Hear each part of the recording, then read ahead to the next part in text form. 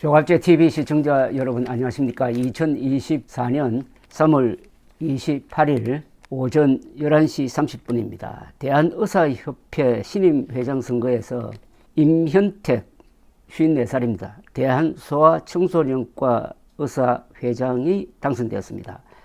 임 당선자는 지난 20일 정부가 대학별 의과대학 정원을 발표하자 파시스트적 윤석열 정부로부터 필수 의료를 지키기 위해서 끝까지 투쟁할 것이라고 했고, 이번에 상당히 큰 차이로 회장에 당선되었습니다. 이분은 그 전에 몇 차례 언론에 나온 적이 있는데, 지난달 분당 서울대학병원에서 열린 대통령 주재 민생토론회장에 들어가려다가 경호원에게 입이 틀어막힌 채 끌려 나가서 그 영상이 유포된 적도 있습니다. 그런데 당선되자 상당히 강경한 입장을 지금 발표를 하고 있습니다. 의과대학 정원은 500명을 줄여야 한다고 이야기합니다. 국가를 위해서 의사를 늘릴 게 아니라 지금은 이공계 인재를 키워야 한다. 의사 정원을, 즉 입학생 정원을 늘려버리면은 이공계로 갈 사람들이 이 의과대학으로 몰린다. 이과 부분에 일종의 공동현상이 빚어진다. 또 보건복지부 장관과 차관을 파면해야 된다. 그래야 대화가 있을 수 있다. 이런 이야기를 해서 언론에서는 너무 과격하다 하는 이런 평가를 하기도 했는데, 조선일보가 오늘 임현택 의사협회 신임 회장에게 상당한 지면을 줘가지고 인터뷰를 했습니다. 지금까지 조선일보가 의사들에게 비판적이고 윤석열 정부를 적극적으로 지원했는데, 요사이 민심도 바뀌고 하니까 그 입장을 선회한 것이 이런 식으로 나타난 것으로 보입니다. 이걸 읽어보면은 임현택 회장에 대한 비판적인 시각은 별도로 하더라도 이 사람이 왜 그런 주장을 하는지 하는 것은 알 수가 있습니다. 이런 내용은 주류 언론에서는 거의 전하지 않았던 내용입니다.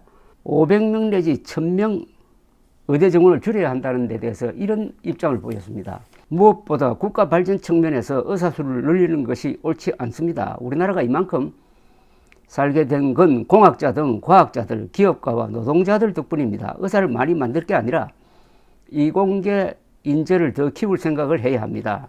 정부가 자꾸 본인들에게 유리한 OECD 의사 통계만 갖고 와서 비교하는데, 우리나라만큼 의사 보기 쉽고 좋은 의료 환경을 갖춘 나라는 없습니다. 라고 이렇게 이야기했습니다. 왜 하필 500명 내지 1000명을 줄여야 하느냐? 의과대학 신입생 정원입니다. 여기에 대해서는 소아과, 산부인과 등 기피과 전문의 자격증을 갖고 있는 의사 중에 그 분야를 떠난 분이 많습니다.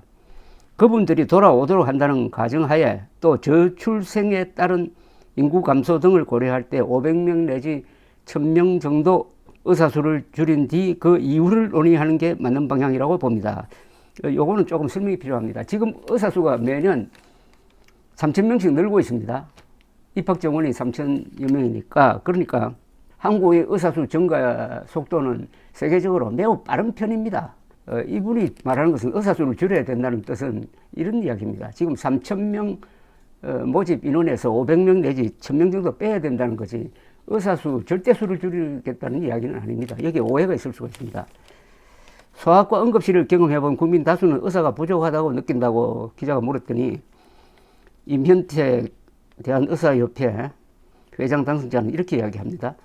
의사 숫자가 문제가 아닙니다. 우리나라 인구당 신경외과 의사 수가 미국보다 3배 이상 많습니다. 그런데도 뇌수술이 가능한 의사가 없어서 서울 아산병원 간호사가 사망했습니다. 일이 너무너무 힘든데 보상은 너무너무 적기 때문입니다. 그래서 지금 소아과도 전문의 수는 많지만 소아 진료를 안 하고 요양병원 같은 곳으로 빠지는 것입니다. 이제 의대생이 소아과 간다고 하면은 부모들도 뜯어 말립니다. 그러면 보상을 제대로 해줘야 하는데 정부 정책은 반대로 가고 있습니다. 필수 의료 패키지라고 내놓은 것도 수가, 즉 건강보험공단이 병원에 주는 돈입니다. 수가 부분은 구체적 내용이 하나도 없고 의료사고 특례법도 맹탕 수준입니다. 기자가 복지부 장차관 파면이 대화 전제 조건이라고 했는데 라고 물었더니 임현택 의사협회 당선자, 회장 당선자는 이렇게 이야기합니다. 정부 측 책임자들 아닙니까? 정부의 문제는 파시스트처럼 2,000명 정원을 일방 추진했고 정치적으로 이용하려 했다는 점입니다. 이들이 현장 의사들 이야기는 듣지 않고 대통령이 잘못 판단하게 만들었다고 봅니다. 앞으로 대화를 하려면 복지부 장차관과 해야 할 텐데 이 사람들을 믿고 갈 수가 없습니다. 경질 해임이 아니라 퇴직급여까지 삭감하는 파면을 해야 합니다. 이번 총선에 여야 후보로 각각 출마하는 안상훈 전 사회수석, 김윤 서울대 교수도 마찬가지입니다. 특히 정부의 의과대학 정원 논리를 사실상 만든 더불어민주연합 김윤 교수의 경우에는 최근 몇 년간 복지부 연구 용역을 쓸어 담았는데 개인 재산이 32억 원이 넘습니다. 감사가 필요합니다. 라고 했어요. 그러니까 지금 복지부 장차관이 너무나 의사들을 적대적으로 대하니까 이미 이 사람들하고 허심탄회하게 논의하기에는 늦었다. 신뢰관계가 형성이 안 된다. 파면해야 된다. 이런 주장입니다. 정부 측에서 받아들일 가능성이 있다고 보나요? 라고 물었더니 최종 판단 권한을 가진 사람은 대통령입니다. 대통령도 내가 이 사람들 말만 듣고 전적으로 잘못 생각했다는 사과 또는 유감 표명 정도는 해야 합니다. 대통령이 정말 의료계와 대화할 의지가 있다면 장차관 파면도 당연히 하실 것으로 봅니다. 하루빨리 현명한 판단을 해 주시길 기대합니다. 라고 했어요. 사태가 길어지면서 환자들이 피해를 호소하고 강성의협 회장 당선으로 대화 자체가 안 되는 것 아니냐는 국민의 우려가 있다고 했더니 이 사태를 초래한 것이 과연 의사인지 아니면 사태를 정치적으로 이용하려 한 정치인, 관료, 폴리패스, 정치하는 교수를 말하죠. 학자를 말하죠. 정치인, 관료, 폴리패스들인지 생각해 보십시오. 누구보다 환자들이 가장 큰 목소리를 내주셔야 합니다. 정부 여당에서 의료 현장 전문가들을 모욕하고 우리 의료의 미래에 대한 희망을 없앤 사람들에게 그래서는 안 된다. 전공의 교수님 이야기 좀 들으라는 목소리를 내주시면 좋겠습니다. 동네 의원까지 문 닫게 하는 총파업을 우려하는 국민도 많다고 했더니 임 회장은 정부가 면허정지 같은 행정처분을 하거나 민형사소송이 제기되어 전공의 의대생 교수 중 한 사람이라도 다치는 경우에는 총파업을 불사할 것입니다. 그러한 불행한 사태가 안 일어나도록 정부 여당이 움직여야 합니다. 2020년 파업 때는 개원이 파업 참여율이 높지 않았지만은 그 당시에는 10% 정도였습니다. 이번엔 그때와 다를 것입니다. 3월 3일 했던 여의도 집회를 보십시오. 의협의 대표성에 의문을 갖는 이들도 있습니다. 대화를 거부 중인 전공의들을 불러올 수 있나요? 라고 했더니 이번 선거에서 유권자 5만 681명 중 65.3%가 투표에 참여했습니다. 직전 선거 48.3%보다 훨씬 높았습니다. 정부가 의사협회를 개원이 단체라고 폄하해서는 안 됩니다. 지금도 일부 전공의와 소통하고 의협이 논의의 장을 마련하면 전공의 뜻을 충분히 수렴할 수 있을 것입니다.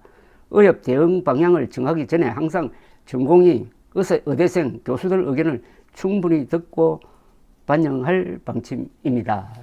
여기서 핵심되는 게 의사 수는 지금 부족하지 않다.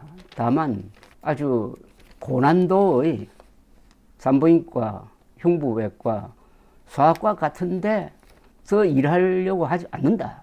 수가도 작고 그리고 법률 문제에 얽힐 가능성이 있다. 이 문제를 해결해야지 의사수를 늘려서는 안 된다. 이런 이야기입니다. 이건 아주 정부 입장과 완전히 반대되는 입장인데 저희 개인 의견을 붙인다면 상당히 설득력이 있다고 생각합니다. 일본도 의사 대출 인원을 줄이고 있습니다. 일본도 고령화로 가고 있습니다. 한국에서는 고령화로 가면은 의료 수요가 많아지니까 의사 수가 많다. 이렇게 이야기하는데 그것은 소전제고 대전제는 뭐냐? 인구가 줄어든다는 겁니다. 인구가 줄어드는 것이 가장 주된 요인이죠. 그러면은 지금도 의사 수가 부족하지 않는데 인구가 줄면은 오히려 의사수가 남을 수도 있는 것 아닙니까? 이런 걸까지 포함해가지고 이것은 관료들이 정할 게 아니라 공정한 심사기관에서 냉정한 마음으로 이 추세를 보면은 알 수가 있습니다. 또 미래에 앞으로 3, 40년 동안 의료계에서 벌어질 어떤 기술적인 혁신이 있지 않습니까?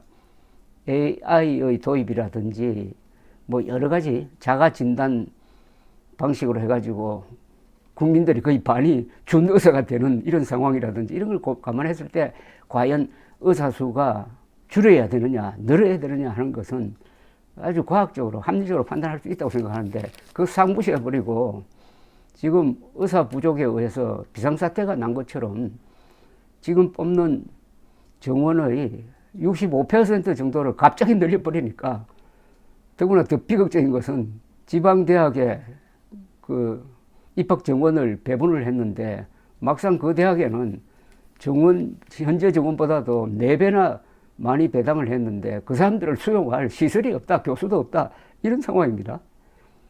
일이 거꾸로 되어 가고 있습니다. 그리고 이 사람이 주장하는 이 관료들, 학자들, 정치인들이 합작을 하고 의사를 소외시키는 이런 의사결정 과정에 대한 문제 제기도 앞으로 신중하게 해야 된다고 생각합니다. 외국의 경우에 이런 문제에서는 의사들의 목소리를 많이 반영해 줍니다. 그렇지 않습니까? 이런 문제를 결국 병원 현장에서 집행할 사람은 의사들입니다. 야구 경기를 하는데 야구 선수들의 의견을 존중해야 되지, 그 야구 감독이라든지 그 구단의 경영자 의견만 존중하면 그게 게임이 되겠습니까? 게임이 된다 한들 그게 이길 수가 있겠습니까? 그런 본질적인 문제를 제기하는 겁니다. 관료가 의사들을 좌지우지하는 그런 태도가 이번에 역력히 드러났습니다. 보건복지부 차관이 나와서 일상적으로 의사들을 향해서 내뱉는 말, 또 경찰까지 개입해가지고 수시로 불러 제키는 이런 상황, 대통령도 의사가 마치 국민 건강을 위협하는 무슨 단체인 것처럼 말하는 것, 이게 쌓여가지고 의료 대란이라는 게 이성적인 문제가 아니라 감정적인 문제로 비화되고, 그게 윤석열 대통령의 불통, 오만, 무능 이미지를 드높이고 해가지고 지금 국민의 힘이 아주 크게 지는 쪽으로 가고 있지 않습니까? 여기서 멈춰야 합니다. 감사합니다.